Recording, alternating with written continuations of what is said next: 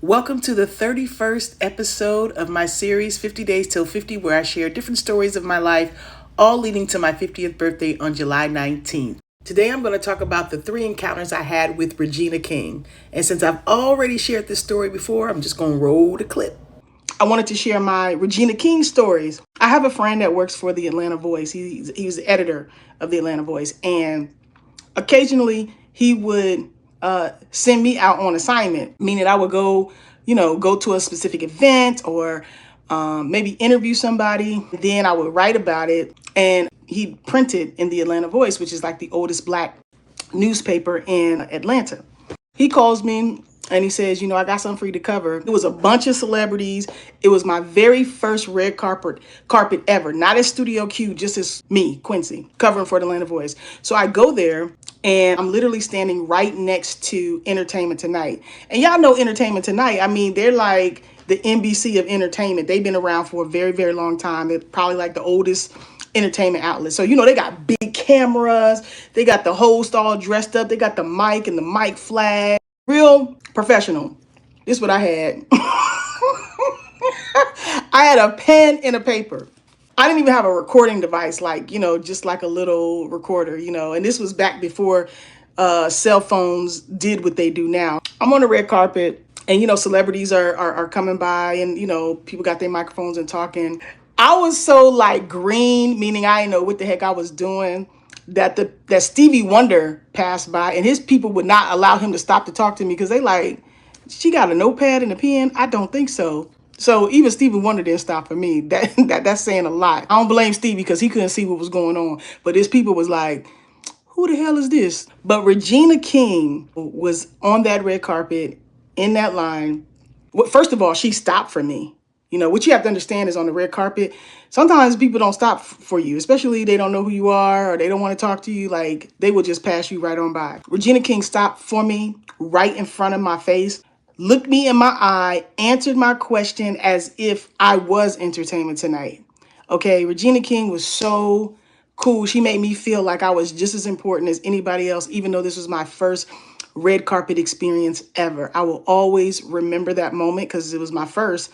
And she was the first celebrity that treated me with so much respect and everything, like for my first experience. I always remember that. The next time I had a moment with Regina King was I was covering Holly Robinson Pete's birthday party. She had a red carpet at her birthday party. It was like her 50th when she turned 50. But Regina King never walked the red carpet. However, all these people did. Magic Johnson and Cookie Johnson, LL Cool J with his wife, Leah Remini, Lisa Rinna, Lisa Gibbons, Yvette Nicole Brown, Cheryl Lee Ralph, Leela Rashawn, Kim Whitley, Boris Kojo, Cherie Zampino, Vanessa Williams, and Lisa Ray. But as we were getting ready to leave, she had went to the bathroom and she came back out and I was like, oh, it's Regina King. Oh my gosh. Well, I kind of fanned out. We weren't able to get an interview with you because you didn't walk the red carpet, but is it okay if I get a picture with you? And she was like, yes, but in order for me to give you a picture with me, I need you to zip me up in the back. I zipped Regina King up in the back because she had went to the bathroom. Whatever she had on needed to be zipped up in the back. It was so regular. It was so funny. It was so like down to earth. Then she took a picture with me, and then that was it. The last time I had an encounter with Regina King was on Huffing Post Live.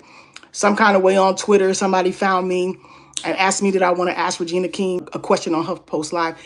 Yes, I do. A little bit further into this, too, I want to bring in Quincy Thomas because he has a question about that as well. Or excuse me, I'm sorry, she. Hi, Quincy. Thanks for joining us. Thank you. Thank you. Love you, Regina. I've been loving you since Brenda on 227. Thank you. And I wanted to ask you, what would you tell your younger self about this industry? That is, I would be patient. You might hear no more than you hear yes, but that doesn't define who you are. And just continue to dream big because the sky is the limit. As much as that is a cliche, because I was that kid that I was like, oh my God, if one more adult says whatever, I'm going to strangle them. But it's not a cliche, it's actually true. The sky's the limit. Keep continuing to dream, girl. Love it. So, I've got to ask her a question. I've got the zipper up in the back. And she talked to me when I had a freaking pen and pad like it was 1945 on the red carpet. She acted like I was Entertainment Tonight. So I love Regina King. She's had such an amazing career. What I love is when I get to meet people whose work I love and they're actually like wonderful people as well. Because everybody ain't nice, y'all. Everybody ain't cool. Everybody ain't friendly. They just like me and you or any regular person. Just because they are celebrated for their work doesn't necessarily mean that they're nice people. So I always like to talk about when I have good experiences. I've been rocking with Regina since 227 and Poetic Justice. Exactly. Regina King is a class act. I'm very honored that I got a chance to meet her.